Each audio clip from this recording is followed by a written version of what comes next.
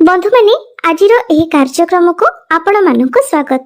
आजिर एही कार्यक्रमटी कर्कट राशि व्यक्ति विशेष मानक पई बहुत गुरुत्वपूर्ण अटे। कारण कर्कट राशि व्यक्ति विशेष मानकर जीवन एही होली एवं दोल पूर्णिमा ठारू बदलिबाकु जाउछि। कारण दोल पूर्णिमा दिन मीन संक्रांति मध्य पड़ुछि। पूर्णिमा एवं संक्रांतिर जोग हेउछि।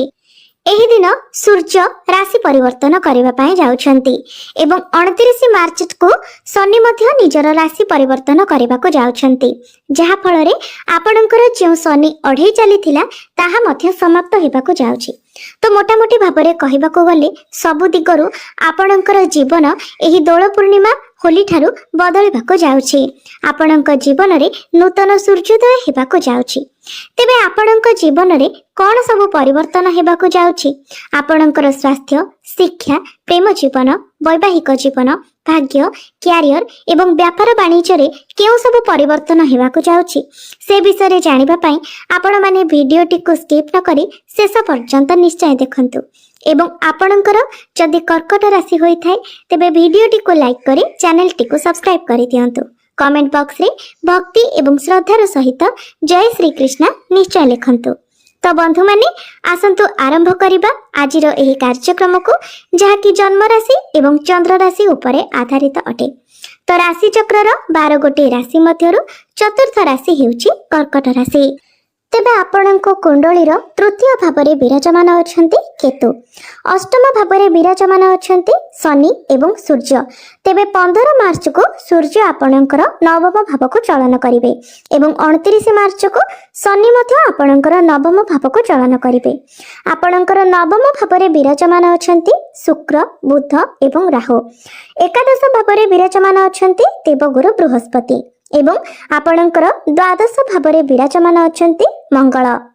तो सर्वप्रथम आसंतु जानि नेबा आपणकर स्वास्थ्य किपरि रहिबो एही दोल पूर्णिमा परठारु। तेबे कुंडलीर प्रथम भावटी होई थाए आपणकर स्वास्थ्यर भाव, आपणकर इम्यूनिटी सिस्टम रो भाव एवं आपणकर प्रथम भावर अधिपति हेउछंती चंद्रमा, जे कि प्रति 2 दिन रे निजर राशि परिवर्तन करिथांती। तेबे आपणकर पंचम भावर अधिपति मंगल आपणकर द्वादश भावरे विराजमान अछंती एवं गुरु आपणकर एकादश भावरे अछंती। तो आपणको गोटिए कथार ध्यान रखिबार अछि जे जतेबेले आपण केवाडे ट्रैवल करूछंती सेतेबेले आपणको आपणक स्वास्थ्यर विशेष ध्यान रखिबार अछि। कारण मंगल आपणकर द्वादश भावरे विराजमान अछंती एवं कहा सहित आपण आर्गुमेंट थारु मध्ये बंचंतु। आर्गुमेंट न करी जेते शांत रहबा पय चेष्टा करंतु। आपणकर मुंड बिंधा भली किछिटा समस्या देखा दे पारे, माइग्रेन भली समस्या देखा दे पारे। तो अଯଥା कथारे आपण पड़ंतु नहीं, कारण ए सब कारणरो आपणकर मुंड बिंधा भली समस्या देखा दे पारे।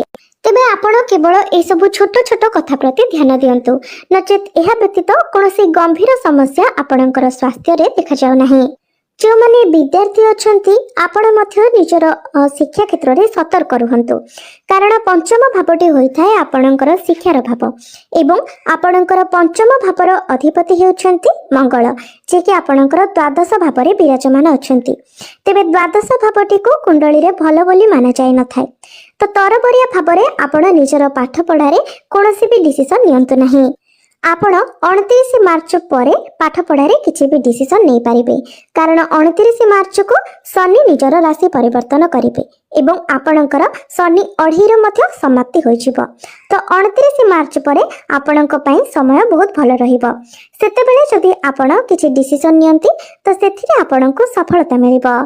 जदि आपणकर कोनोसी एग्जाम रहिछि तो गुरुंकर दृष्टि जेतु पंचम भावरे पडुछि, सेथिपई एग्जाम आपणकर ठीक ठाक रहिबो। एवं जदि आपण कोनोसी एडमिशन करबा पई चाहुछंती तेबे मध्य 29 मार्च परे आपणक पई समय भलो रहिबो। प्रेम जीवन रे मध्य आपण निजे ही समस्या सृष्टि करिवे, कारण पंचम भावटी शिक्षार भाव हेबा सहित पंचम भावटी मध्य होइथाय आपणकर प्रेम जीवनर भाव एवं पंचम भावर अधिपति मंगल आपणकर द्वादश भावरे विराजमान अछंती। तो आपण निजे ही अଯଥା कथा को नेकी आपणक मध्यरे झगड़ा सृष्टि करिवे, बिना कथारे ही आपणक मध्यरे युक्ति तर्क करिवे। तो आपण निजे ही सबुर कारण हेबे। तेबे ए सब कथा प्रति आपणको ही ध्यान देबार अछि।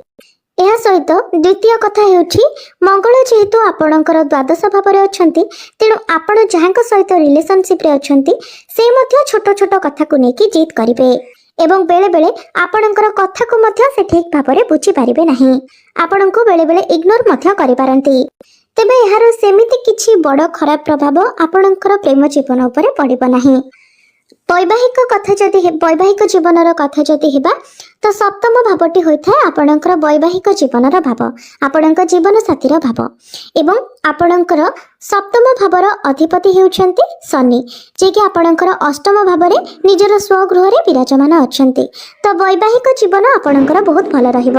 ଏହା ବ୍ୟତୀତ ଯଦି ଆପଣଙ୍କର ବୈବାହିକ ଜୀବନରେ କୌଣସି ପ୍ରକାରର ବି ସମସ୍ୟା ଥିଲା, କୌଣସି ପ୍ରକାରର ବି ଭୁଲ ବୁଝାମଣା ଥିଲା ତ ତାହା ମଧ୍ୟ ସମାଧାନ ହୋଇଯିବ। ଯେତେବେଳେ ଆପଣଙ୍କର ଶନି ଅଢ଼େଇ ସମ୍ପୂର୍ଣ୍ଣ ରୂପରେ ସମାପ୍ତ ହୋଇଯିବ ସେତେବେଳେ ସବୁକିଛି ଆପେ ଆପେ ଠିକ୍ ହୋଇଯିବ। ବହୁତ ବଡ଼ ଚିନ୍ତାରୁ, ବହୁତ ବଡ଼ ସମସ୍ୟାରୁ ଆପଣଙ୍କୁ ମୁକ୍ତି ମିଳିଯିବ।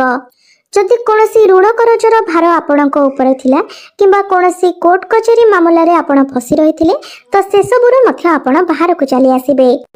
ଭାଗ୍ୟ ଦୃଷ୍ଟିରୁ ଦେଖିବାକୁ ଗଲେ ଏହି ଦୋଳ ପୂର୍ଣ୍ଣିମା ପରେ ଆପଣଙ୍କୁ ଆପଣଙ୍କ ଭାଗ୍ୟର ସମ୍ପୂର୍ଣ୍ଣ ସାଥ ମିଳିବ, କାରଣ ନବମ ଭାବଟି ହୋଇଥାଏ ଭାଗ୍ୟର ଭାବ ଏବଂ ନବମ ଭାବର ଅଧିପତି ହେଉଛନ୍ତି ଦେବଗୁରୁ ବୃହସ୍ପତି, ଯିଏକି ଆପଣଙ୍କର ଏକାଦଶ ଭାବରେ ଲାଭ ସ୍ଥାନରେ ବିରାଜମାନ ଅଛନ୍ତି। ତ ଆପଣଙ୍କର ଭାଗ୍ୟରେ ଲାଭ ଦେଖାଯାଉଛି। ନିଶ୍ଚିତ ଭାବରେ ଆପଣଙ୍କୁ ଆପଣଙ୍କ ଭାଗ୍ୟର ସମ୍ପୂର୍ଣ୍ଣ ସାଥ ମିଳିବ। ଏହା ସହିତ ଆପଣଙ୍କର ଭାଗ୍ୟ ସ୍ଥାନରେ ଶୁକ୍ର ଏବଂ ବୁଧ ଦୁଇଟି ଶୁଭ ଗ୍ରହ ମଧ୍ୟ ବିରାଜମାନ ଅଛନ୍ତି। ତ ଆପଣ ଯଦି କୌଣସି ଶୁଭ ମାଙ୍ଗଳିକ କାର୍ଯ୍ୟର ଆୟୋଜନ କରିବା ପାଇଁ ଚାହୁଁଛନ୍ତି, କିଛି ବଡ଼ ଇନଭେଷ୍ଟମେଣ୍ଟ କରିବା ପାଇଁ ଚାହୁଁଛନ୍ତି, କିଛି ବଡ଼ ଜିନିଷ କିଣାକିଣି କରିବାକୁ ଚାହୁଁଛନ୍ତି, ଆପଣଙ୍କର କୌଣସି ମିଟିଂ କିମ୍ବା ଡିଲ୍ ରହିଛି କିମ୍ବା କୌଣସି ପ୍ରକାରର ବି ଆପଣ ଏପରି କାର୍ଯ୍ୟ କରିବାକୁ ଚାହୁଁଛନ୍ତି ଯାହା ଭାଗ୍ୟ ସମ୍ବନ୍ଧିତ ଅଟେ ତ ସେସବୁ ପ୍ରତ୍ୟେକ କାର୍ଯ୍ୟରେ ଆପଣଙ୍କୁ ସଫଳତା ମିଳିବ। ଆପଣ ବିନା କିଛି ଚିନ୍ତାରେ ସେସବୁ କାର୍ଯ୍ୟ କରିପାରିବେ। ଏବେ ଆସନ୍ତୁ ଜାଣିବା ଆପଣଙ୍କର କ୍ୟାରିୟର କିପରି ରହିବ ଏହି ଦୋଳ ପୂର୍ଣ୍ଣିମା ପରଠାରୁ। ତେବେ ଆପଣଙ୍କର ଦଶମ ଭାବଟି ହୋଇଥାଏ ଆପଣଙ୍କ କ୍ୟାରିୟର ଭାବ ଏବଂ ଦଶମ ଭାବର ଅଧିପତି ହେଉଛନ୍ତି ମଙ୍ଗଳ, ଯିଏକି ଆପଣଙ୍କର ଦ୍ୱାଦଶ ଭାବରେ ବିରାଜମାନ ଅଛନ୍ତି, ଯାହାଫଳରେ ଆପଣଙ୍କ ମନରେ ବିଚାରର ପରିବର୍ତ୍ତନ ହେବ। ତେବେ ସେସବୁ ପରିବର୍ତ୍ତନ ଆପଣଙ୍କ ପାଇଁ ପଜିଟିଭ୍ ରହିବ। ଯଦି ଆପଣ MNC କମ୍ପାନୀରେ ଜବ୍ କରୁଛନ୍ତି ତ ସେଥିରେ ମଧ୍ୟ ଆପଣ ପରିବର୍ତ୍ତନ କରିବାକୁ ଚାହିଁବେ, ଯେହେତୁ ମଙ୍ଗଳ ଦ୍ୱାଦଶ ଭାବରେ ଅଛନ୍ତି। ଆପଣ କିଛି ନା କିଛି ପରିବର୍ତ୍ତନ ଆପଣଙ୍କର କ୍ୟାରିୟରରେ କରିବା ପାଇଁ ଚାହିଁବେ। ଯଦି କ୍ୟାରିୟରରେ ନ କରନ୍ତି ତ ଆପଣ ନିଜର କାମରେ କିଛି ପରିବର୍ତ୍ତନ କରିବାକୁ ଚାହିଁବେ। ଆପଣ ସ୍ମାର୍ଟ ୱାର୍କ କରିବାକୁ ଚାହିଁବେ, ନିଜର କାମକୁ ଆହୁରି ବେଟର ଭାବରେ କରିବାକୁ ଚେଷ୍ଟା କରିବେ। କିନ୍ତୁ ଅନ୍ୟ କାହା କଥାରେ ଚାଲିବାକୁ ଆପଣଙ୍କୁ ପସନ୍ଦ ହେବ ନାହିଁ। ଯେହେତୁ ମଙ୍ଗଳ ଆପଣଙ୍କର ଦ୍ୱାଦଶ ଭାବରେ ଅଛନ୍ତି ସେଥିପାଇଁ ଆପଣ ନିଜ ହିସାବରେ କାର୍ଯ୍ୟ କରିବାକୁ ପସନ୍ଦ କରିବେ ଏବଂ କେଉଁଠାରେ ନା କେଉଁଠାରେ ସେଥିପାଇଁ ଆପଣଙ୍କର କାର୍ଯ୍ୟକ୍ଷେତ୍ରରେ ଆପଣଙ୍କର ଆର୍ଗୁମେଣ୍ଟସ୍ ହୋଇପାରେ। ତ ଏସବୁ ପ୍ରତି ଆପଣ ଧ୍ୟାନ ରଖିବା ଉଚିତ। ନିଜକୁ ଆପଣ କଣ୍ଟ୍ରୋଲରେ ରଖିବାକୁ ଚେଷ୍ଟା କରନ୍ତୁ, ବିଶେଷ କରି 29 ମାର୍ଚ୍ଚ ପର୍ଯ୍ୟନ୍ତ। 29 ମାର୍ଚ୍ଚ ପରେ କ୍ୟାରିୟରରେ ଆପଣଙ୍କର ଯାହା ବି କିଛି ଟେନସନ୍ ଥିଲା ସେସବୁ ଧୀରେ ଧୀରେ କମ୍ ହେବାକୁ ଲାଗିବ, କାରଣ ଶନିଙ୍କର ଦୃଷ୍ଟି ଆପଣଙ୍କର ଦଶମ ଭାବ ଉପରେ ରହୁଥିଲା। ମାତ୍ର ଶନି ଯେତେବେଳେ ରାଶି ପରିବର୍ତ୍ତନ କରିବେ ତ ଶନିଙ୍କର ଦୃଷ୍ଟି ଆପଣଙ୍କର କ୍ୟାରିୟର ଭାବ ଉପରୁ ହଟିଯିବ। ମାତ୍ର ଦୋଳ ପୂର୍ଣ୍ଣିମା ପରେ ଆପଣ ନିଜର କାର୍ଯ୍ୟକ୍ଷେତ୍ରରେ ବହୁତ ଅଧିକ ଉନ୍ନତି କରିବେ। କାର୍ଯ୍ୟକ୍ଷେତ୍ରରେ ଆପଣଙ୍କୁ ପ୍ରଶଂସା ମଧ୍ୟ ମିଳିବ, ମାନ ସମ୍ମାନ ମଧ୍ୟ ପ୍ରାପ୍ତି ହେବ। କେବଳ ଆପଣ ଅଯଥା କଥାଠାରୁ ଦୂରେଇ ରୁହନ୍ତୁ ଏବଂ ଅଯଥା କଥାରେ ଆପଣ ଯୁକ୍ତି ତର୍କ କରନ୍ତୁ ନାହିଁ। ଯେଉଁ ବ୍ୟକ୍ତିମାନେ ବ୍ୟାପାର ବାଣିଜ୍ୟ କରୁଛନ୍ତି, ବିଜନେସ୍ କରୁଛନ୍ତି ସେମାନଙ୍କ ପାଇଁ କିନ୍ତୁ ଦୋଳ ପୂର୍ଣ୍ଣିମା ପରର ସମୟ ସର୍ବଶ୍ରେଷ୍ଠ ରହିବ। ବିଜନେସ୍କୁ ଆପଣ ଆଗକୁ ବଢ଼ାଇବେ, ଆପଣଙ୍କର ଡେଲି ଇନକମ୍ ମଧ୍ୟ ବଢ଼ିବ, ବିଜନେସ୍ରେ ଆପଣଙ୍କୁ ସଫଳତା ପ୍ରାପ୍ତି ହେବ।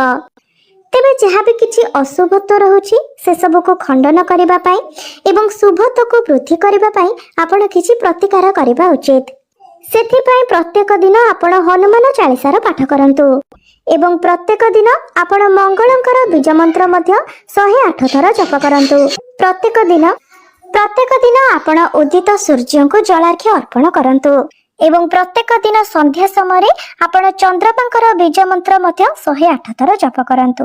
ନିଶ୍ଚିତ ଭାବରେ ଆପଣଙ୍କୁ ଅଧିକ ଶୁଭ ଫଳ ପ୍ରାପ୍ତି ହେବ ଏବଂ ଯାହା ବି କିଛି ଅଶୁଭତ୍ୱ ରହୁଛି ସେସବୁର ଖଣ୍ଡନ ହୋଇପାରିବ। ତେବେ ବନ୍ଧୁମାନେ, ଆପଣମାନଙ୍କ ପାଇଁ ସବୁଠାରୁ ଖୁସିର କଥା ହେଉଛି ଯେ ଏହି ଦୋଳ ପୂର୍ଣ୍ଣିମା ପରେ ଆପଣଙ୍କର ଶନି 2.5ର ସମାପ୍ତି ହେବାକୁ ଯାଉଛି। ଆପଣଙ୍କ ଜୀବନରେ ଯାହା ବି କିଛି ସମସ୍ୟା ଚାଲିଥିଲା, ଆପଣ ଯେଉଁ ଚିନ୍ତାଗ୍ରସ୍ତ ମଧ୍ୟ ଦେଇ ଗତି କରୁଥିଲେ, ଆପଣଙ୍କର କ୍ୟାରିୟରରେ ହେଉ, ଆପଣଙ୍କର ଭାଗ୍ୟରେ ହେଉ, ଯାହା ବି କିଛି ବାଧାବିଘ୍ନ ଆସୁଥିଲା ସେସବୁ ଖୁବ୍ ଶୀଘ୍ର ଆପଣଙ୍କର ଦୂର ହେବାକୁ ଯାଉଛି। ଆପଣଙ୍କ ଜୀବନରେ ନୂତନ ସୂର୍ଯ୍ୟୋଦୟ ହେବାକୁ ଯାଉଛି। ପ୍ରତ୍ୟେକ କ୍ଷେତ୍ରରେ ଆପଣଙ୍କୁ ସଫଳତା ମିଳିବାକୁ ଯାଉଛି। ତେବେ ବନ୍ଧୁମାନେ, ଆପଣଙ୍କର ଜୀବନ ମଙ୍ଗଳମୟ ହେଉ, ଏହା ହିଁ ଈଶ୍ୱରଙ୍କ ନିକଟରେ ମୋର ପ୍ରାର୍ଥନା। ଧନ୍ୟବାଦ।